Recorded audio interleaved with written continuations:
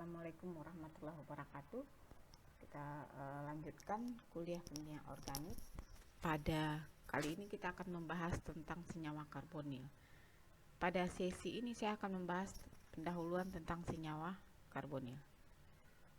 Adapun yang akan kita bahas adalah yang pertama adalah pentingnya senyawa karbonil, kemudian struktur dari senyawa karbonil, kemudian sifat fisika dari senyawa karbonil, dan reaksi umum dari senyawa karbonil. Sekarang kita coba lihat pentingnya senyawa karbonil. Kita mengenal beberapa senyawa yang ada di lingkungan kita, seperti contohnya adalah asam sitrat. Dia ditemukan di lemon ataupun jeruk, dan dia mengandung senyawa karbonil. Untuk obat-obatan, kita mengenal acetaminophen ataupun paracetamol. Dia adalah obat penghilang rasa sakit atau penghilang demam, dan dia mempunyai struktur karbonil. Dan kita mengenal dacron, poliester yang digunakan untuk pakaian, dan dia juga mengandung senyawa karbonil. Sekarang kita coba lihat struktur dasar dari karbonil. Ini adalah senyawa karbonil, C, kata rangkap O dengan alkilnya R action. Bagian ini kita sebut gugus asilnya, dan bagian R action ini akan bisa berganti-ganti, misalnya COHXNS. Itu akan menyebabkan kita mengerti, kita tahu bahwa senyawa karbonil itu terdiri dari berbagai jenis. Perbedaan substituen pada R akan memberikan sifat yang berbeda dari senyawa karbonil.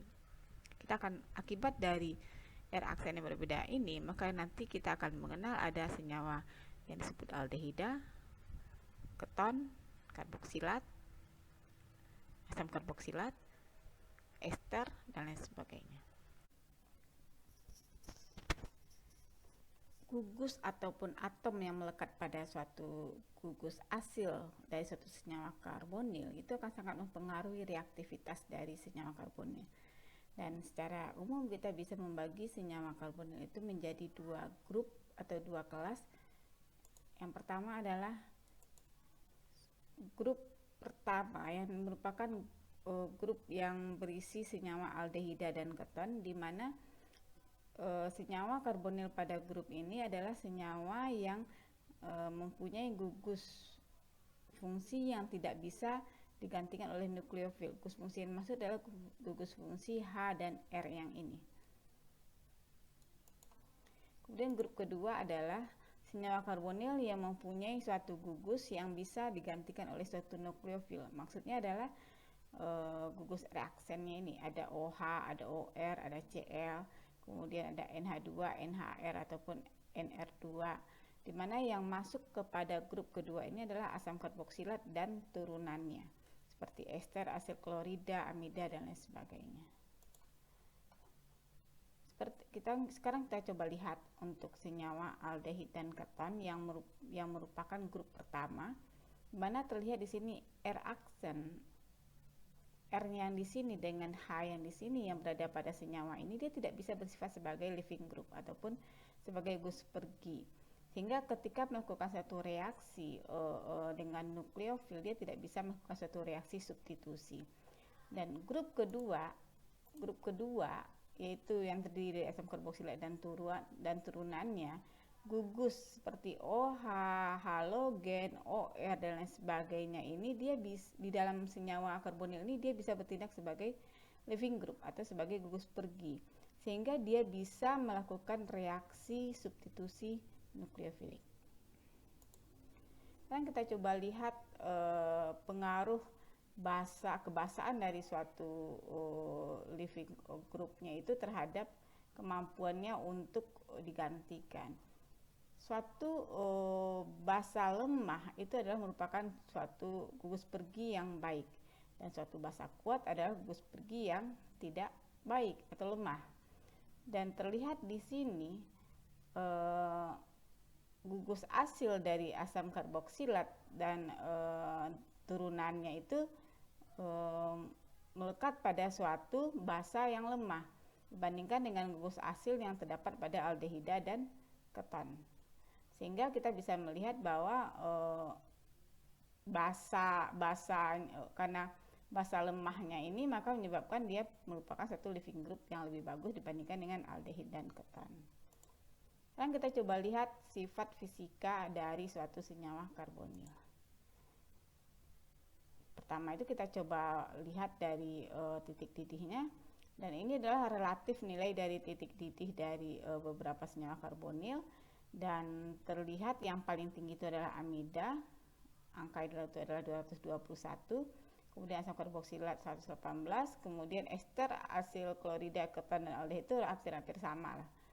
Kalau kita perhatikan titik didih dari ester, asil klorida, keton ataupun aldehid kita bandingkan dengan alkohol dengan jumlah atom C-nya itu sama, maka dia lebih rendah dibandingkan dengan alkohol.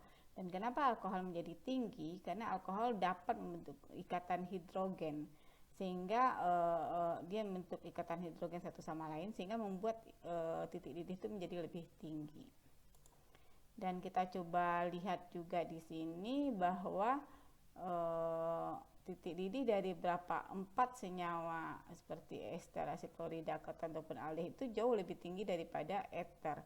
Dan ini antara lain disebabkan oleh karena adanya interaksi dipol-dipol yang kuat di antara senyawa karbonil dibandingkan dengan eter.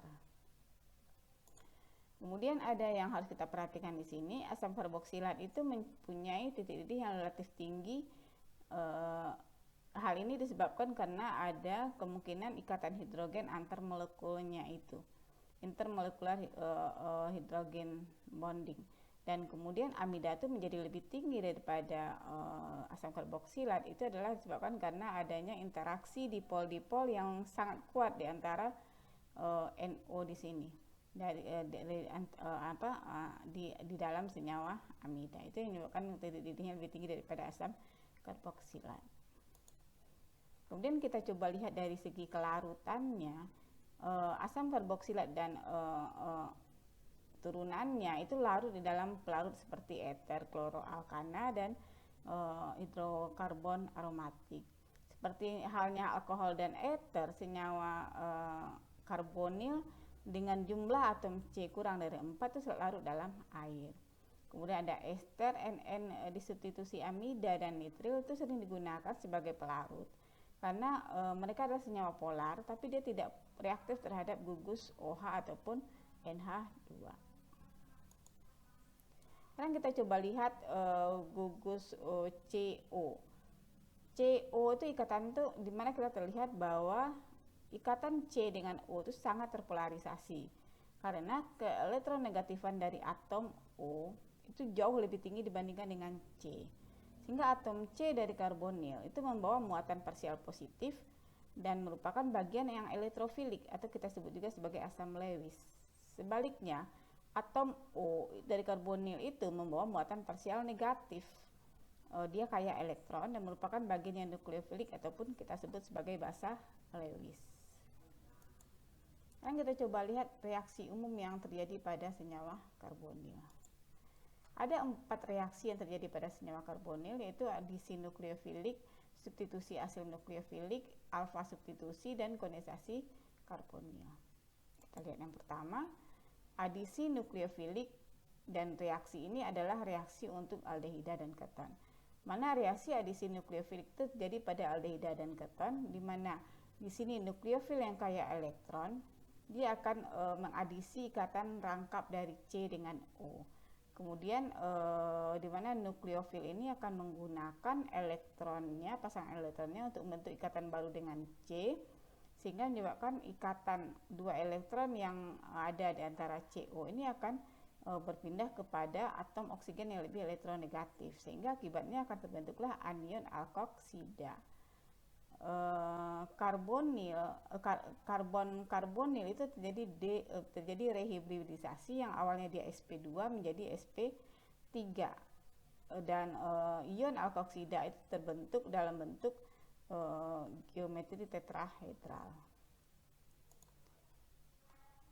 Kemudian yang kita bisa lihat di sini adalah tetrahidroalkoksida itu yang intermediate-nya itu bisa lebih lanjut bereaksi melalui dua jenis reaksi. Bisa jadi yang pertama itu adalah yang terjadi protonasi secara sederhana oleh satu asam ataupun oleh suatu air yang membentuk suatu produk alkohol. Atau yang kedua adalah terjadi protonasi, selanjutnya O-nya ini akan dikeluarkan dari ikatan C dengan O, biasanya dalam bentuk H2O yang dikeluarkan, kemudian terbentuklah ikatan baru C dengan nukleofil yang bereaksi tadi. Dan ini biasanya lebih lanjut kita akan bicara untuk next reaksi itu pembentukan imina ataupun enamin. Dan sekarang kita coba lihat untuk reaksi yang kedua, yaitu reaksi asil substitusi nukleofilik. Ini reaksi khusus untuk terjadi untuk asam karboksilat dan turunannya. Ketika